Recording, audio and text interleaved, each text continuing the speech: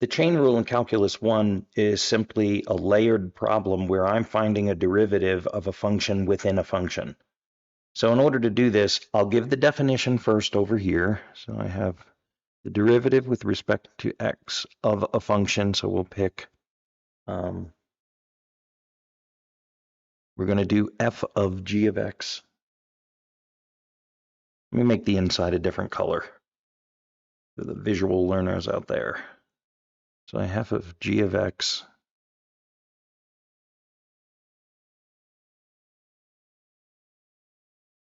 So when I have a function within a function, here you can see there's a function inside, and then there's something going on the outside here.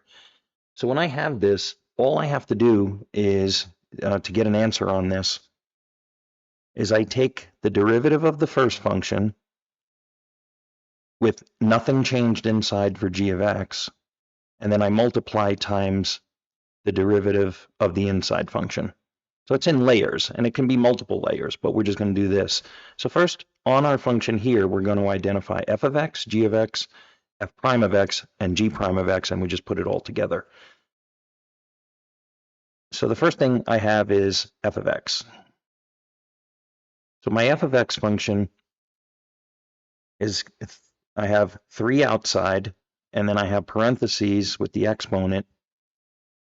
And I'm just going to leave the g function inside. I'm just going to put it as g of x here.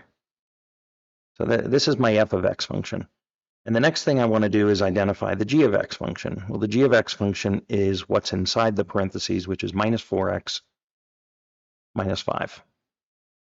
Now I'll take f prime of x.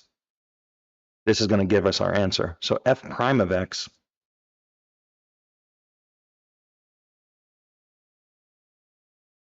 So over here, when I take the derivative of this whole thing, I'm going to multiply by the exponent. I move the x, so it's the little power rule. So I move the times 6 to the other side.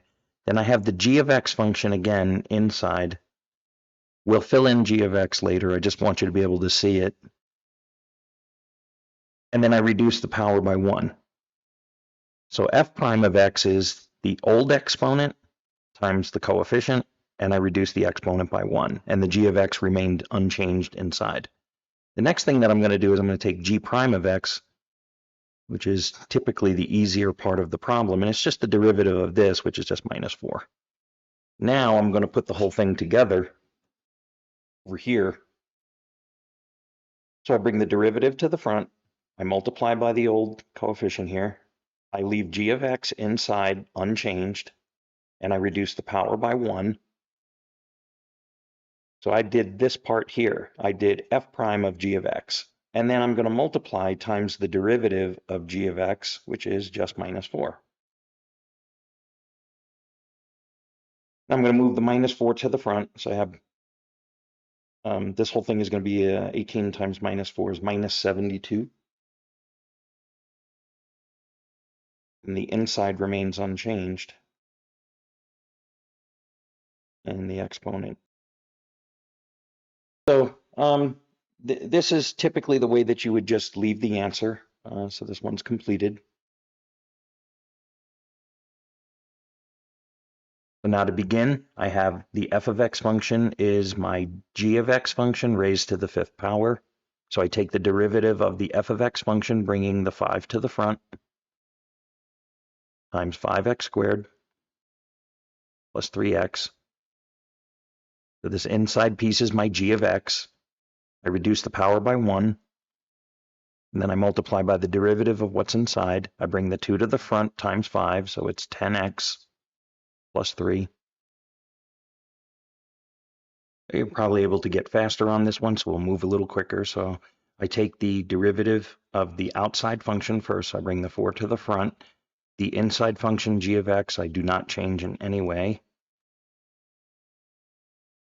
And then I reduce the power by 1, and then I multiply by the derivative of what's inside. So 2 times 6 is 12x, and reduce the power by 1.